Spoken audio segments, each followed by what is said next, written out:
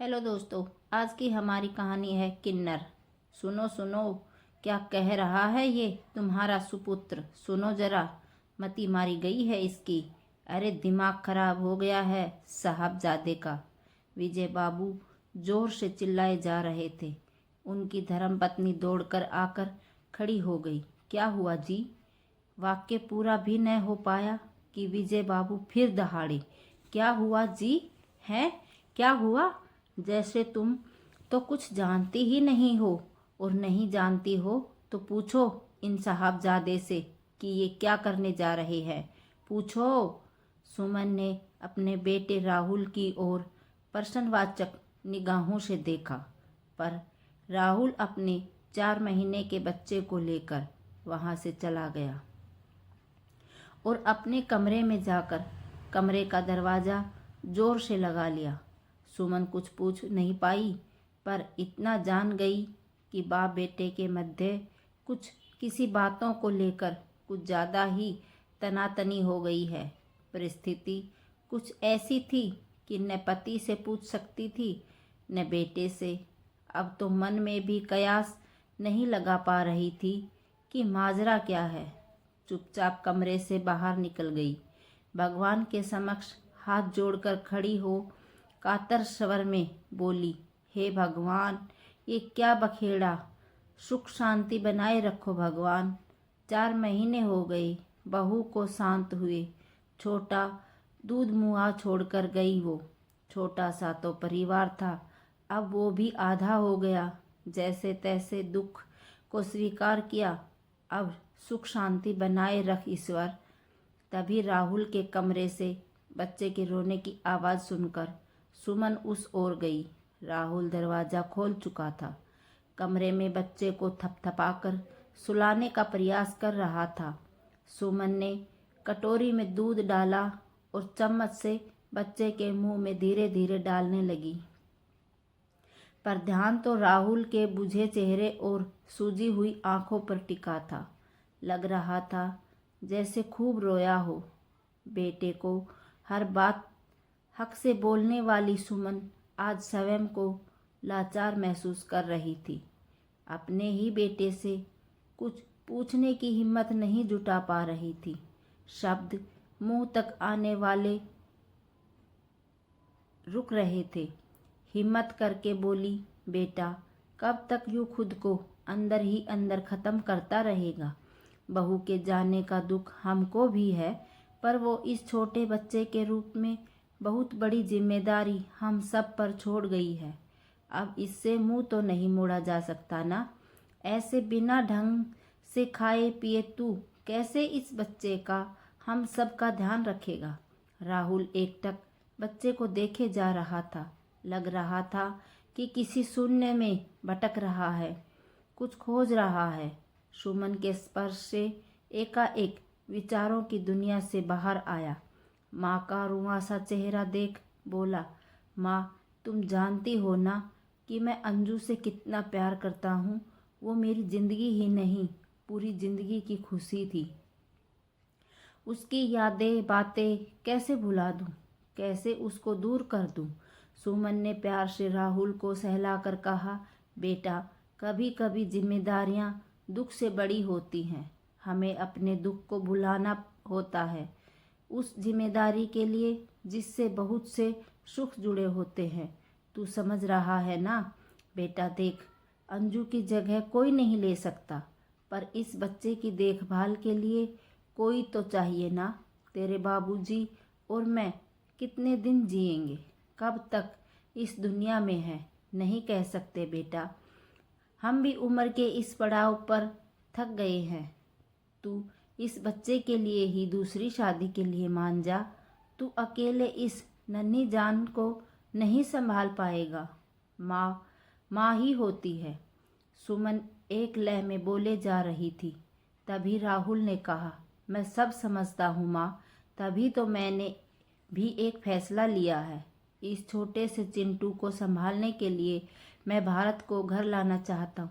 क्या? भारत? भारत को? सुमन के हाथ से कटोरी चम्मच छूट गया और वह धम से बिस्तर पर गिर गई।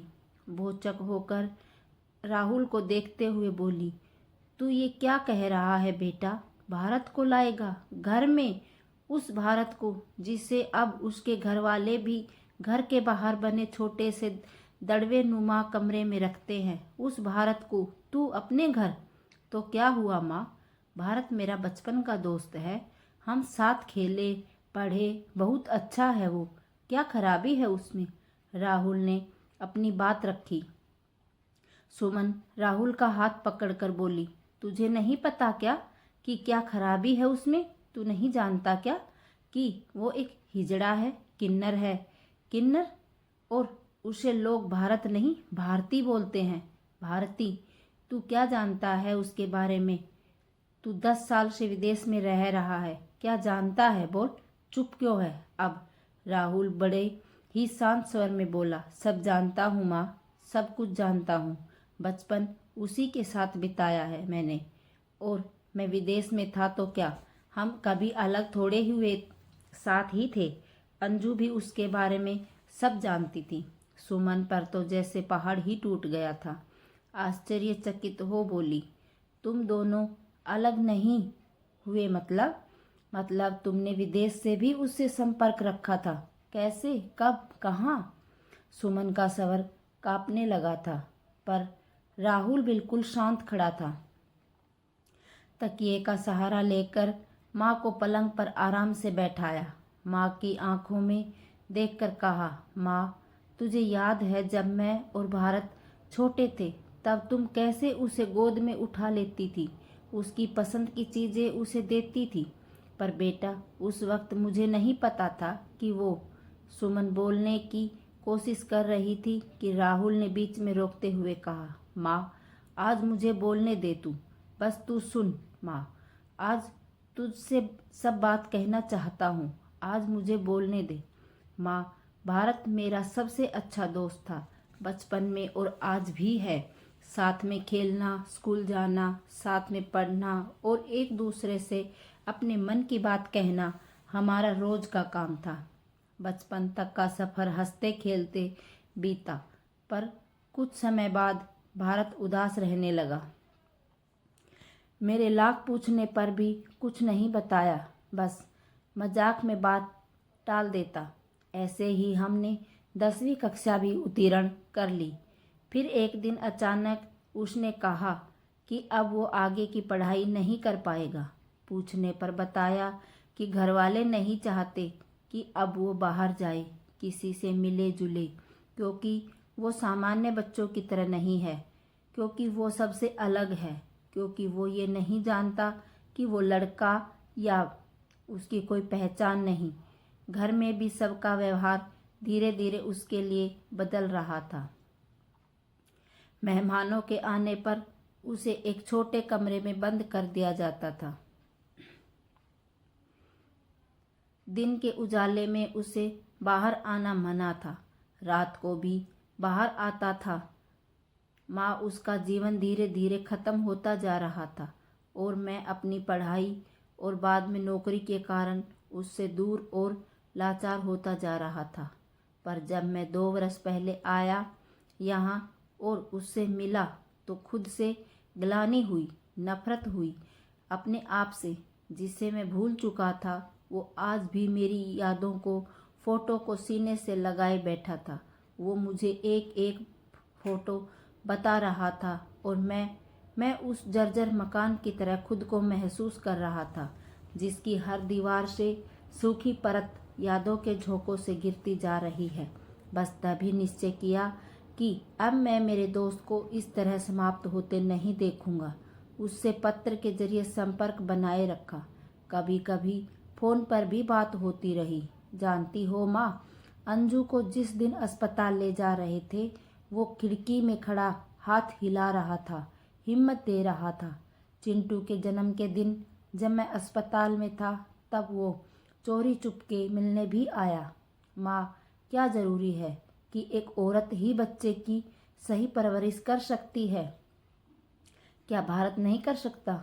माँ, दैहिक सुख ही सब कुछ नहीं होता दुनिया में, आत्मा की तृप्तता होना जरूरी है। अंजू ने मुझे वह संतुष्टि प्रदान की है जो जीवन पर्यंत मुझे सुख देगी।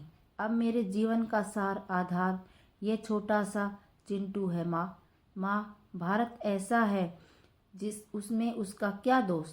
ईश्वर ने उसे पूर्ण शरीर पूर्णता नहीं दी तो क्या हुआ, उसे एक अच्छा प्यार भरा दिल तो दिया है ना माँ। ईश्वर ने हमें भी बनाया और ऐसे लोग को भी तो हम कौन होते हैं जो उसकी इस रचना को हीन समझे। पर बेटा वो एक किन्नर, सुमन टूटे हुए स्वर में बोली। माँ, सोचो अगर हमारा ये चिंटू किन्नर के रूप में जन्म लेता तो, अपूर्णता के साथ इस दुनिया में आता तो क्या तुम इसे उठाकर बाहर। राहुल, चुप कर बेटा, चुप कर, मत बोल ऐसा। सुमन की आंखों से आंसू बहते जा रहे थे। उसकी स्थिति पेड़ से टूटे सूखे पत्ते की भांति हो गई जो बस हवा में लहरा रहा था, जैसे कोई छोर नहीं मिल रहा था उसे। बातों बातों में कब सुबह हो गई पता नहीं चला। विजय बाबू की आवाज़ आई, अरे सुनती हो, जल्दी नीचे आओ, आज फैसला होकर रहेगा और साहबजादे को भी लाओ। सुमन भय से काँप रही थी। राहुल हाथ थामकर सुमन को लाया। बैठक में कुछ रिश्तेदार बैठे थे। राहुल शतबद्ध था। विजय बाबू कुर्सी पर झूल रहे थे। सुमन जड़वत खड़ी थी। तभी बुआ जी बोली, सुमन, ये क्या सुन रहे हैं हम, अब ये होगा हमारे खानदान में। सुमन कुछ बोलती तभी विजय बाबू बोले, तो क्या हुआ, खानदान को क्या हुआ, अगर राहुल ने कुछ फैसला लिया है तो क्या गलत किया। राहुल और सुमन दोनों के मुंह से एक साथ स्वर निकला, क्या, तुम दोनों मेरी ओर ऐसे क्या देख रहे हो, सब जानता हूँ मैं। कल रात तुम दोनों माँ बेटे की सारी बातें सुनी मैंने, तब यह निर्णय लिया। बहू के जाने के बाद न जाने कितने रिश्तेदार आए, पर चिंटू को पूर्ण रूप से संभाल सके ऐसी कोई लड़की नजर नहीं आई। किसी को पैसा, किसी को नाम, तो किसी को आज़ादी से मतलब रहा। रात में बहुत सोचा तो लगा कि क्या एक असामान्य या विशेष बच्चे को जीने का हक नहीं है। जितनी ममता भारत में है, क्या वो चिंटू के लिए काफ़ी नहीं है। रात को जब भी चिंटू रोता है, भारत घर के सामने वाली पुलिया पर घंटों बैठा रहता है। हाँ, मैंने माना कि कल मुझे बहुत क्रोध आया, इंसान हूँ मैं भी, संयम न रहा था कल। भारत, बाहर आओ बेटा। बाबूजी, राहुल विस्मित होकर बोला, बाबूजी, भारत यहाँ कैसे, आपने बुलाया। हाँ, मैं लेकर आया इसे, इसके अपने परिवार में। बेटा, मुझे कोई आपत्ति नहीं। भारत अपूर्ण नहीं, पूर्ण है। दया, ममता, प्यार, संवेदना से पूर्ण है। ये तो हम ही हैं जो अपनी घटिया सोच, अपने मस्तिष्क की अपूर्णता को अपनी पूर्णता मानते हैं। समाज में रहते हुए समाज के एक हिस्से को धड़ से काटकर अलग कर देते हैं। असम्मान, असमरसता की बात करने वाले हम सामाजिक विसंगतियों को जन्म देते हैं। दोष भारत में नहीं, दोष हमारी सोच में है, जो हम एक बच्चे को शारीरिक विसंगति और हास्यास्पद बना किन्नर नाम देते हैं। ये भूल जाते हैं कि उनमें भी मासूम दिल धड़कता है, उन्हें भी परिवार की चाह, अपनों के प्रेम की आस होती है। आज भारत को अपना भारत नाम कटु नहीं, मीठा लग रहा था। आज कोई उस पर हंस नहीं रहा था, पर वो खुशी से हंसना चाहता था, नाचना चाहता था। अनमने से, एहसासों से कुछ कह रही थी उसकी आंसू भरी आंखें। समाज में, परिवार में उसका भी स्थान जो बनने जा रहा था। विजय बाबू बोल ही रहे थे और उधर भारत चिंटू को अपनी बाहों में झुला रहा था। उसकी आंखों से निरंतर अश्रुधारा बह रही थी। ऐसा लग रहा था जैसे भारत चिंटू की रोशनी से राहुल हो गया था। सभी ने एक दूसरे को आलिंगन में ले लिया और अपूर्ण परिवार अब पूर्ण हो गया था। दोस्तों, आपको हमारी ये कहानी कैसी लगी, प्लीज़ हमें कमेंट करके ज़रूर बताइए और हमारे चैनल को लाइक, शेयर, सब्सक्राइब ज़रूर करें। धन्यवाद।